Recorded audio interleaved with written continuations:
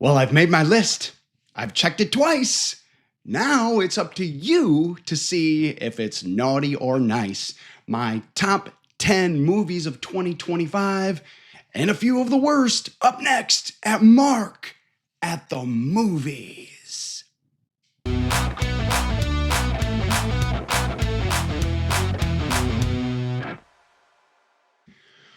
Well, here we are. I'm filming this on December 31st, the last day of 2025, and it has been quite the year for films. And before we start, I want to thank you. Thank you so much if you've liked and subscribed to this channel, if you've followed me on this journey for the last year. Happy New Year, and thank you for this journey. I love movies. I've loved to go see movies my whole life. I want to continue to go to see movies.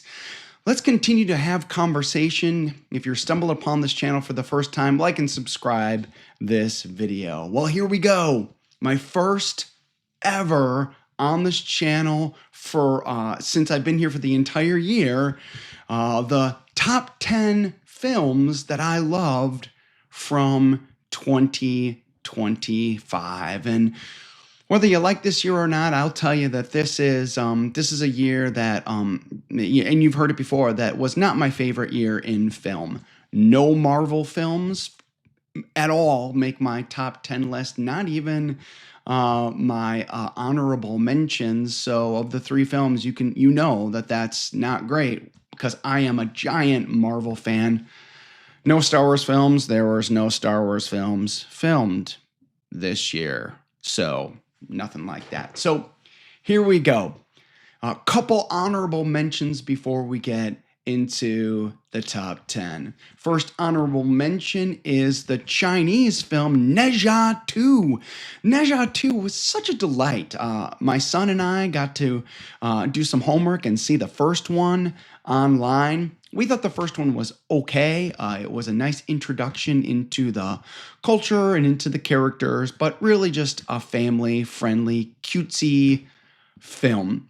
But Ne Zha 2, we got to see in the theater in great Dolby sound with the vibrating chairs. And what an epic that movie is. I didn't always understand some of the cultural stuff, but it felt like the cartoon Chinese version of Endgame, if that makes any sense. We had a ball with Ne Zha 2, so that's honorable mention number 1. Number 2 came out early in 2025, Companion. Companion with the always likable Jack Quaid, and Sophie Thatcher puts in a fantastic performance in this. The film has a ton of secrets. It's a shame that they revealed one of the big secrets of the film in the advertisements for it. It would have been much better to go into that film completely not knowing what's going on. It's got some great ups and downs. It's a great thriller. I highly recommend Companion on streaming if you haven't checked it out. So here we go. Brrr, drum roll, please. The top 10 films of 2025 according to Mark at the Movies. And number 10. At number 10, we have the scary independent film Bring Her Back. When I went in, I knew it was going to be a scary movie, and with horror films, you never know if it's going to be a give or take, if it's just going to be lousy. And man, this was creepy. It was scary. It was inventive. The kid eating the knife was so bizarre, and it just really had some, it's not, but some Hereditary, which is the scariest movie ever filmed, Hereditary-like features in there, featuring an absolute tour de force performance from Sally Hawkins in this, who wants to bring her back. If you're really looking for a gross and alarming horror film that goes in places that you don't think it's going to go, Bring Her Back is the movie for you. Number 9, and the only superhero film in my list this year, James Gunn's Superman. My son and I love James Gunn's Superman. It's super entertaining. It's fun from beginning to end. David Cornsweet is an excellent, gentle and human-like Superman. He's going to be great for the next several movies of this iteration of Superman. Rachel Brosnan is an awesome Lois Lane. They've got characters set up for us to have a series of Superman movies here for the next couple years. Whatever you think about the James Gunn Superman, we loved it. We had a ball with it. The special effects, the characters, the bonkers like attitude of the whole film.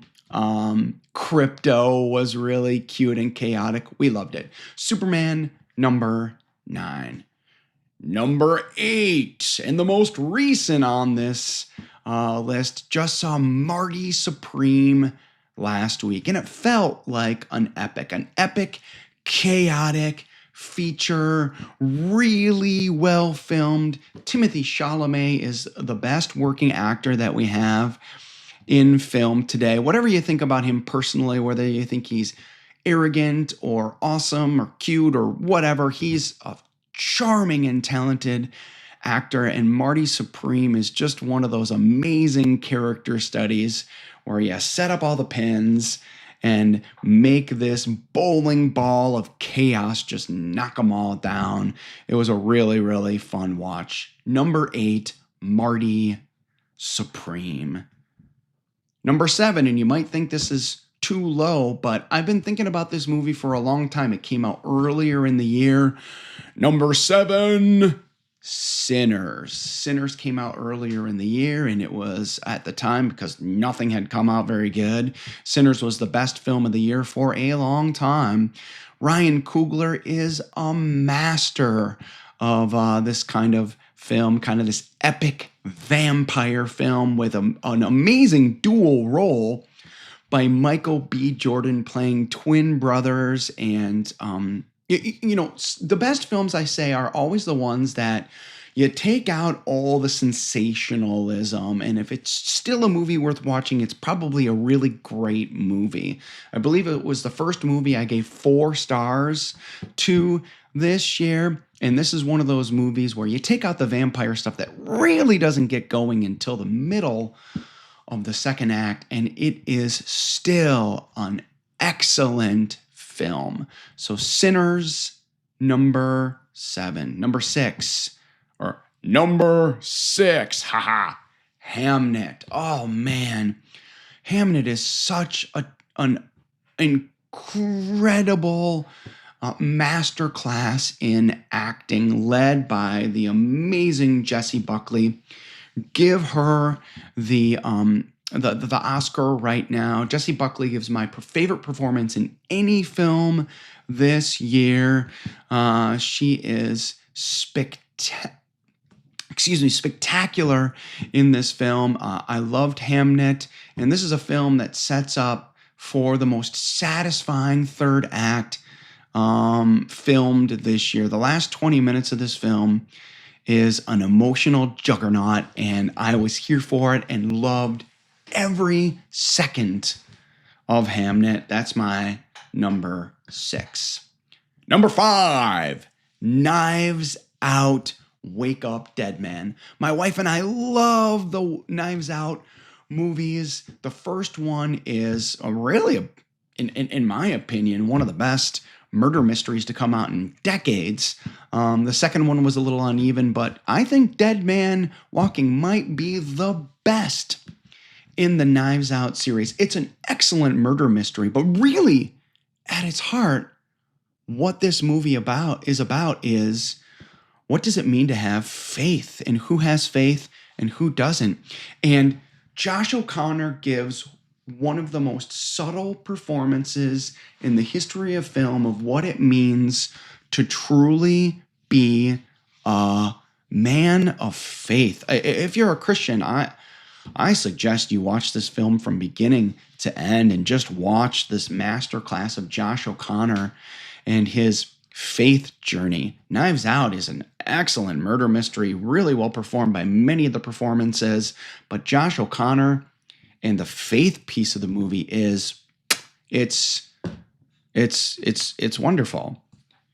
Number four. I jumped on the bandwagon on this movie late, but oh my gosh, K-pop Demon Hunters is one of the best, most just fun films to come out in a few years. I saw this a couple months on Netflix after it came out, after I'd heard so much about it. And I'm like, come on, this is the stupidest name.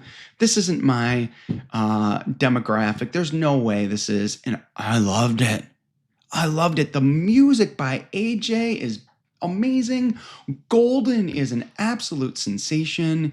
Soda Pop is such a fun song to have these two pop bands, a boy band and a girl band, duke it out, and what it really means to hide our sins on the inside, to have friendship, struggling with all these real world issues, and to have a banging soundtrack and an amazing third act.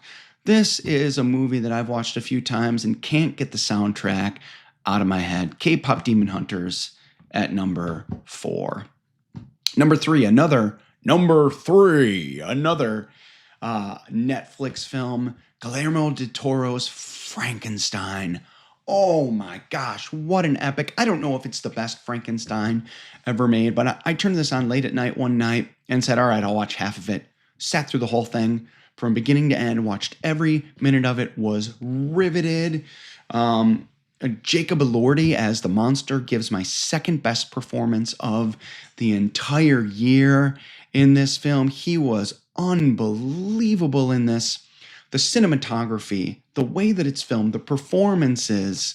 Oscar Isaac is excellent in this. There's secondary performances that are amazing in this. And this is truly one of the best tellings of Frankenstein of all time, minus the design of the monster. I hated the design of the monster, but this is definitely good enough and epic enough and well filmed enough to be my number three of all time on this list.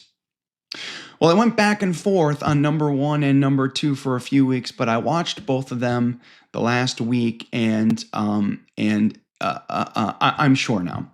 Number two is One Battle After Another. The hilarious and serious epic by Paul Thomas Anderson. I don't think it's his best work. Whether it's There Will Be Blood or Boogie Nights, I think One Battle After Another is an epic piece. It's not a masterpiece, but it's a very good film. Leonardo DiCaprio is excellent in this. Sean Penn gives my third favorite performance of the entire year. It is it's riveting from beginning to end. It's funny, it's action-packed, it's well acted, it has an excellent message. Chase Infinity is an absolute revelation in this. Really, she should get nominated too. But One Battle After Another is wonderful. I can't suggest it enough. It's an excellent film and in my number two position. But you guys, for the second year in a row, a horror masterpiece is my number one film, and I have to give my number one slot to Zach Cregger's Weapons. And there's something about how going to the movies makes me feel. And Weapons terrified me from beginning to end. Another film that if you stripped away the horror, it would still be an excellent movie. And the first half of that film is not really horror. It's a mystery.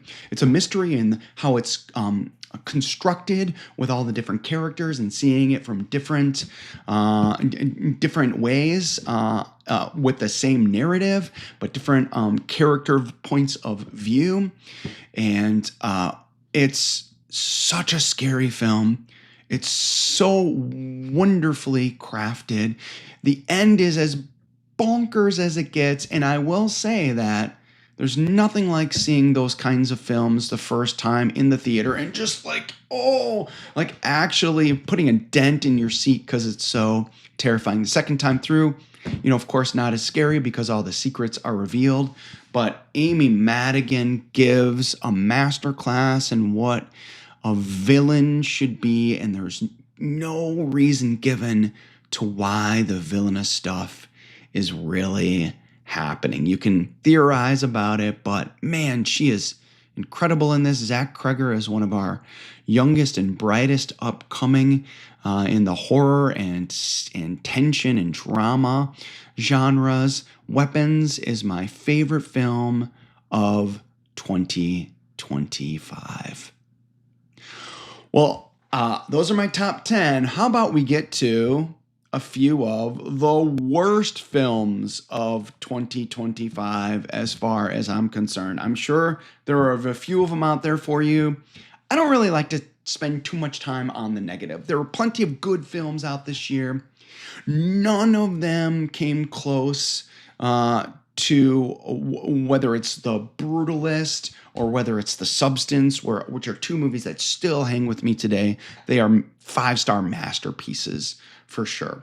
So here are, in no particular order, the top 4 worst films that I saw of 2025. Justin Tipton's Him. Him was an absolute train wreck from beginning to end, and most of the film I was like, what? Just confused. What's going on with this? I'm shocked that Jordan Peele put his name on this film as the master of horror. This movie never made any sense. It never came together. It was an acid trip, if you will, of a bunch of weird ideas put together in poorly constructed ways, and then a weird construction in the third act. It was a really poorly constructed and poorly conceived film. Him. The next one on my list, in no particular order. You guys, I love Marvel, and I want Marvel to do well. And after only one movie coming out last year in 2024 with Deadpool and Wolverine, really looking forward to the 3 films that were coming out this year. And the first one came out with, well, a toilet flush.